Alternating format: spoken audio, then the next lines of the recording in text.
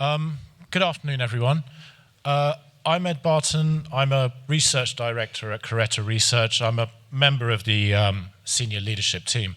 I just wanted to introduce this session very briefly, and just to give you a little bit of context about why we're talking about sports media technology buying trends, and a little bit about what we do at Caretta Research itself. We're very, very, very focused on buying and selling media technology. We work with buyers of media technology, studios, broadcasters, streaming platforms, sports organizations who increasingly want to stream directly to their audiences themselves rather than through an intermediary. And we also work with many of the vendors who have achieved some measure of success in selling to companies invested in the sports media ecosystem. Over the past couple of years, we've been very fortunate to work with some of these buyers of sports media technology to really help them with their procurement processes, to reinforce and accelerate their decision-making around which vendors they should work with. We've also worked with a number of vendors around their product positioning, their go-to-market strategy, and more specifically, on how they should engage with specific segments of sports technology purchaser. And when we had this opportunity to share a little bit of time with you at SVG, we asked Rebecca to distill some of what we've learned in working with a very, very fascinating and dynamic market for sports technology. And with that, I'll leave you in her capable hands. Thank you very much, and have a great time in Amsterdam. Hi, everyone. Hi, everyone. So my name is Rebecca Jackson. As Ed just introduced me, I work at Caretta, and today I'm going to tell you a little bit about sports technology, specifically through the lens of video. So we're going to focus on video production, video promotion, and then fan engagement as well. So with that, let me get started. Before I jump into the actual data points, here's a little bit of an overview of what we're going to talk about today. So firstly, the sports tech market is healthy but very competitive, as I'm sure most of you here know. Secondly, there's a huge opportunity in the buyer market that translates directly into tech spend. And then thirdly, there are different buyers, and all of those different buyers require a different technology strategy. So let me jump into the first point. What does the market currently look like for vendors? So as I said, the sports tech market is a very healthy market at 2.1 billion per year. That's what we estimate with these 4 categories that we're going to be looking at today. So the first category, coming in at 1.4 billion, is fan engagement, rights, betting, and content production. So within that, as you can see from the slide, we include fantasy leagues, the production of it itself, the live recordings, and then betting and kind of quizzes, anything that keeps the fans engaged. The second market coming up is OVP, which is at 544 million. That includes the tech that's behind the different streaming things, and then also the actual tech itself. So you can see there's some examples there with the streaming platforms themselves and the tech behind it. And then thirdly, at 118 million, we have apps. So the technology behind the apps on your television and on your phone that actually allows you to access this content. Finally, we have content security, which is coming in at the end at only 41 million, but it's a very important industry in terms of making sure that the assets that are being created are actually being protected. So as you can see, it is a healthy market. However, there are a lot of vendors within this market. So here's a little bit of an overview of the market. And what you can see is specifically OVP and fan engagement are very, very busy. And for that reason, vendors have had to take a couple of approaches to make sure that they're staying competitive. So there's 2 main things that we've noticed. The first one is that a lot of vendors are entering the industry in a certain category. So they're selling to a company, their OVP. And then after they've established themselves with that company, what they're doing is they're taking a land and expand approach and going into a different category as well. And that's one of the ways that they're remaining competitive within this industry that is highly competitive.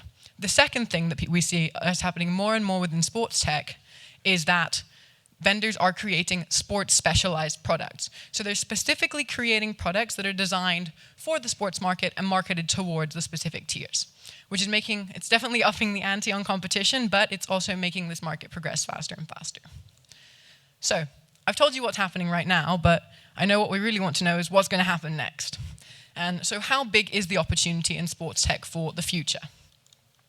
So the answer to that is the long tail of sports rights is a huge opportunity.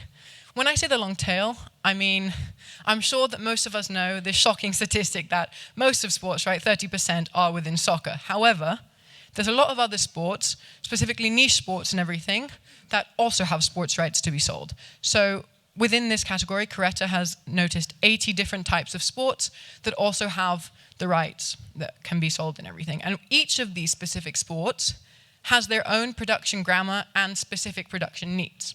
So I'll give an example of this, which is that if we talk about high diving, it obviously needs very different technology to make sure that you're delivering that content to the audience than the technology that you'll need for a soccer game, because you've got to capture a lot of different action in a lot of different ways. So there's a huge opportunity, especially in the edge cases, and there's over 80 different sports that have that opportunity within them. The second part is, other than the long tail, there are also hundreds of potential buyers. So what you'll see from this graph here is that 1/3 of all sports rights are bought by 10 companies. However, 2 of these companies are only OTT, which means the number of things that you can sell to them is somewhat limited. That's DAZN and YouTube are strictly OTT, and they're one of the top 10. However, that being said, there are also 1,000 additional other sports rights buyers who are looking to get their content online and approached by the media and everything. So it's really important to acknowledge that when you're looking to sell your technology, you're also looking at those kind of segments. Finally, in terms of growth for the future, what you can see is these 2 different things, the long tail and the number of rights that are being sold, are driving a lot of growth, and specifically in the sector of fan engagement, which is growing more and more as we kind of need to make sure that fans are engaged with more and more things coming out. And as we talked about before, it was mentioned in one of the earlier presentations, the fact that there's TikTok and the attention spans are dropping more and more, fan engagement has never been more important.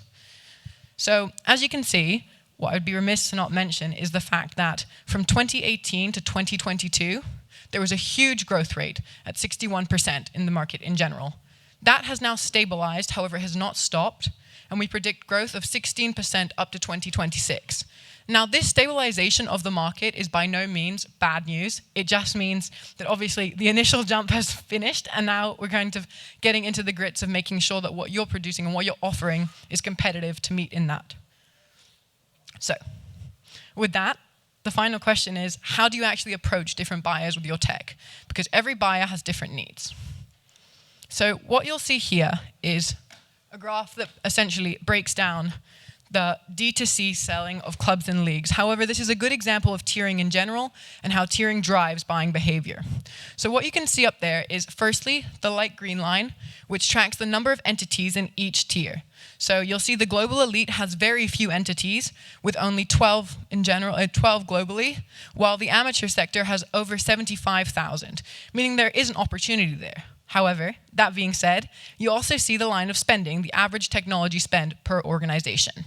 In the global tier, they have a much higher spend, while in amateur, their spend is near to none, meaning that you have to make sure that your products are specifically oriented to whichever market you're trying to target.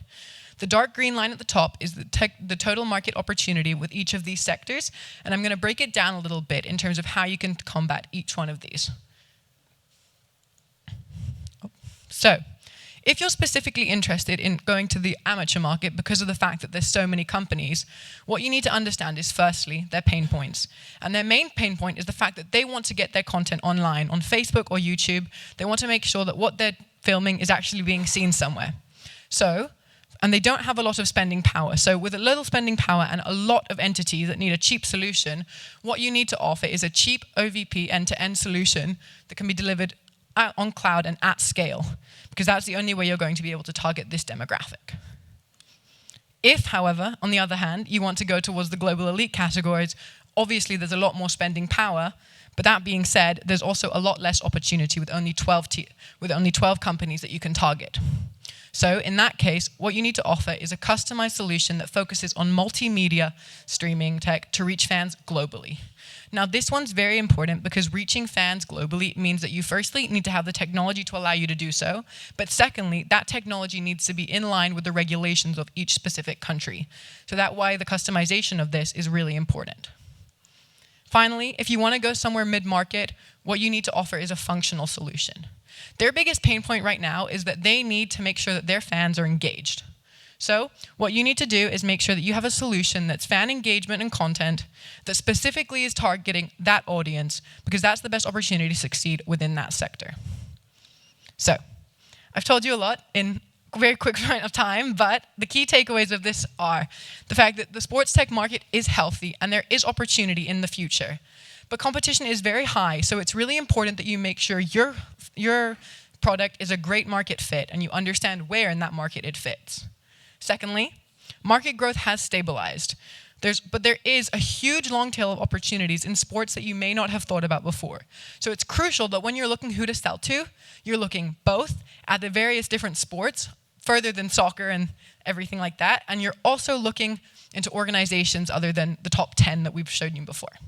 And then finally, there's high competition in customizable products. So it's really important that if you do want to offer that customizable solution, you have a very specific offer that stands out from the rest, because that's the way that your solution is going to be picked by one of those top 12.